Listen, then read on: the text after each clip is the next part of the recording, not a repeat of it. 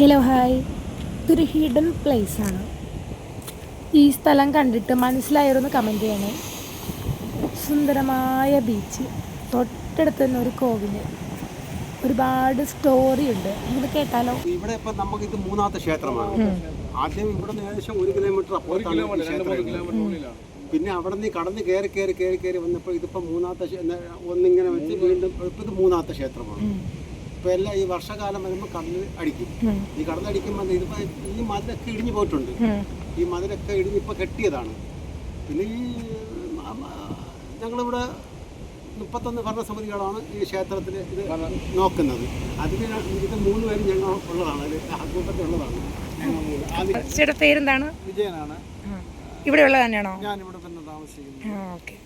ക്ഷേത്രത്തിൻ്റെ നല്ല ഒരു പുരോഗതിക്ക് വേണ്ടി നമ്മൾ ആത്മാർത്ഥമായിട്ട് വേതനമില്ല, സേവനം മാത്രം. എന്തെങ്കിലും സ്റ്റോറി ഉണ്ടോ ഇതിൻ്റെ പിന്നിൽ? ഇതിൻ്റെ പിന്നിലുള്ള സ്റ്റോറി എന്ന് പറയുന്നത് വളരെ ദിനം പ്രതി ഉള്ള ഒരു അധ്വാനിച്ച് ഒരു പക്ഷേ അത് എൻ്റെ അറിവിലാണെങ്കിൽ ചെമ്പരത്തി പൂ കൊണ്ടും അത്യാവശ്യം ഫേമസ് ആയിട്ട് ഇവിടുത്തെ ഉത്സവത്തിനെ കേട്ടിട്ടുണ്ട്.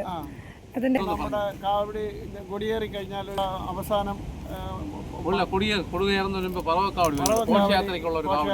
കാവടിയൊക്കെ ഉണ്ട്. അത് തമ്പാനൂർ നമ്മുടെ പുത്തൻചന്ത ക്ഷേത്രത്തിൽ നിന്നാണ് തുടങ്ങുന്നത്. അവിടെ നിന്ന് തുടങ്ങി ആ പറവക്കാവടി ഇവിടെ വന്ന് അവസാനിക്കുമ്പോൾ ഏകദേശം 1:30 മണി, രാത്രി 1:30 മണിയൊക്കെ ആവും. 5 മണി. എത്ര ദിവസത്തെ ഉത്സവം? അങ്ങനെയുണ്ട്. 11 ദിവസം. 11 ദിവസം. ചില 10 ദിവസമാണ് കാണുന്നത്, ചിലപ്പോൾ 11 ദിവസം. 11 ദിവസമുണ്ട്. ഈ ഭാഗത്ത് അഗ്നികാവടി ഉണ്ട്. ആ കളമാണ് ഇവിടെ കിടക്കുന്നത്. അപ്പോൾ ഈ വരുന്ന ജനുവരി മാസം 25-ാം തീയതി ഇവിടെ ഉത്സവം. നമ്മുടെ കാവടി അഭിഷേകം എന്ന് പറഞ്ഞ് ഏകദേശം കൊച്ചുകുട്ടികൾ ഒരു 5 വയസ്സിന് മേലുള്ള പാൽക്കാവടി ക്ഷേത്രത്തിന്റെ ആ കുഴിക്കര നിന്ന് അവിടെ ആറാട്ട് അവിടെ കൂടി ക്ഷേത്രത്തിന്റെ ഈ അവിടെ വന്ന് അവസാനിക്കുന്ന ഇത് കൂടുതലും ഹിഡൻ പ്ലേസ് ആണ്. ആർക്കും അധികം അറിയില്ല. നല്ല ഒത്തിരി മനോഹരമായിട്ടുള്ള സ്ഥലമാണ്. പക്ഷെ അധികം ഈ ഇപ്പോഴത്തെ പുതിയ തലമുറയിലെ റീൽസ് ചെയ്യുന്ന ആൾക്കാരായിരുന്നല്ലോ, അത് ഒരുപാട് നല്ല യൂട്ടിലൈസ് ചെയ്യുന്ന പ്ലേസ് ആണ്. പക്ഷെ അധികം ആരും ക്രൗഡ് കാണാറില്ലല്ലോ ഇവിടെ. ക്രൗഡ് ഉണ്ട്, പക്ഷെ ഉത്സവം വരുമ്പോൾ മാത്രം നല്ല ക്രൗഡാണ്. അല്ലാത്ത ദിവസം നിത്യ പൂജയ്ക്കും തൊഴാനും വരുന്നത് വളരെ ലെയറായിട്ടുള്ളവരേ ഉള്ളൂ. കറക്റ്റ് സ്ഥലത്തിന്റെ പേര് ഇത് പനത്രയാണ്. അതായത് പനത്ര സുബ്രഹ്മണ്യ സ്വാമി ക്ഷേത്രം എന്നാണ് അറിയപ്പെടുന്നത്. ഇവിടുത്തെ പ്രത്യേകിച്ച് ഇവിടുത്തെ കാവടിക്ക് ഒരു പ്രത്യേക ഒരു പേരുണ്ട്. അതായത് ഒരുപാട് ലോങ് എന്ന് വരികയാണ്.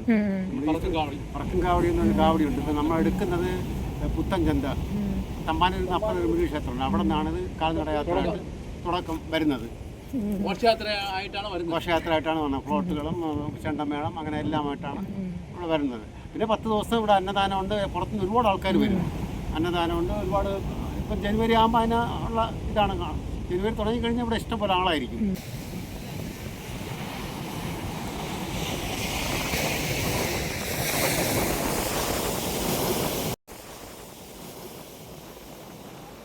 ഇത് നമ്മുടെ സ്വന്തം ട്രിവാൻഡ്രമാണ്. അടുത്ത വിശേഷമായി പിന്നെ കാണാം. Bye bye.